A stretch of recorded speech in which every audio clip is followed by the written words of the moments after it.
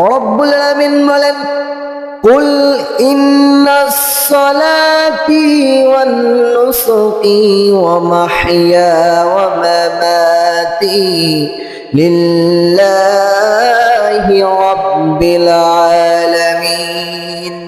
আল্লাহু আকবার।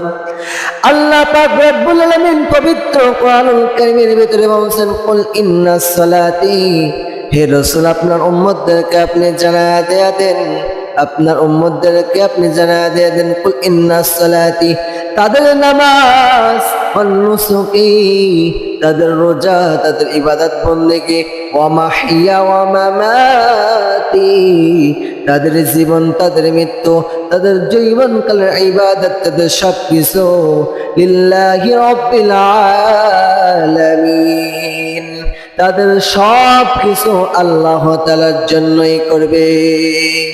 তাহলে নামাজ পড়তে হবে কার জন্য? রোজা রাখতে হবে কার জন্য?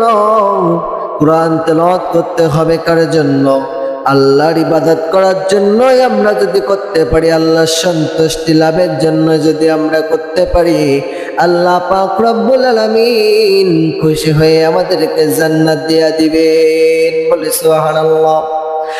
আর যদি আল্লাহ তাআলার খুশি করার জন্য আমরা ইবাদত বন্দেগি করব না, আল্লাহ তাআলার সন্তুষ্টি লাভের জন্য আমরা ইবাদত বন্দেগি করব না, আমরা লোক দেখানো ইবাদত বন্দেগি করব, লোকের নামে গীবত গাইব, লোক যা করবে তাই করব, লোকের সন্তুষ্ট করার জন্য আমরা ইবাদত বন্দেগি করি, তাহলে ওই ইবাদত আমাদের কোনো কাজে আসবে না, বরং ওই ইবাদত আমাদেরকে জাহান্নামে নিয়ে চলে যাবে।